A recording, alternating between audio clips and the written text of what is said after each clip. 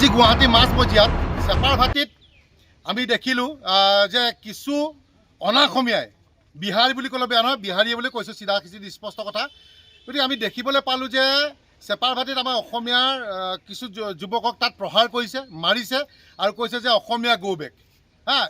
এক বিহাৰী চব পে ভাৰী, জয় শ্ৰীৰাম ধমনী দিছে, ভাৰত মাতা কি ধমনী এইটো কাৰণে দিছে যে আমি দেখিবলৈ পালোঁ, এইটো অপ্ৰিয় সত্য কথা যে আমাৰ মুখ্যমন্ত্ৰী ডাঙৰীয়াই এই বিহাৰী খোপাক অনাঅসমীয়া খোপাক কি হৈছে মূৰৰ ওপৰত তুলি দিলে আৰু সেইকাৰণে আজি চল পাই গ'ল আৰু এই ঘটনা ঘটিলে। আৰু অনাগত দিনত ইয়াতকৈ বহুত ডাঙৰ ঘটনা ঘটিবলৈ গৈ আছে। কাৰণ আমি বাৰে বাৰে কৈছোঁ যে অনাঅসমীয়াক টিকেট দিব নালাগে, কিন্তু কি কৰিলে, নামানিলে টিকেটটো দিলে, দি বাৰু ঠিক আছে জয়যুক্তও কৰালে। কেনেকৈ কৰালে সেইটো আমাক ক'বলগীয়া নাই, লুকআউট নাই, তেওঁক জয়যুক্ত কৰালে। কৰোৱাৰ পিছত আজি কি হ'ল, আজি পৰিস্থিতি কি হৈছে, অকল কি মিয়াই অসমখন কি খুলি খাইছে, অশান্তি কৰিছে, অকল কি আপুনি বিয়াৰ কথাই কৈ থাকিব?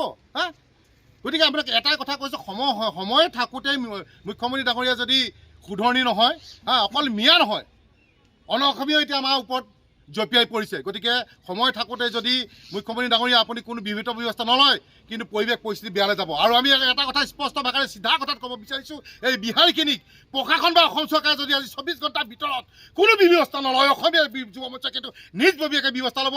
আমাৰ সকলো সৈনিক সজীৱ হৈছোঁ, এতিয়া আমাৰ সকলো সৈনিক আমি সাজু হৈছোঁ গুৱাহাটী অভিমুখে, কিন্তু গুৱাহাটীত পৰিস্থিতি ভয়াৱহ ৰূপত হ'ব। বিহাৰী দাদাগিৰি নচলিব, বিহাৰী দাদাগিৰি অসমত নচলিব, বিহাৰী গো বেক।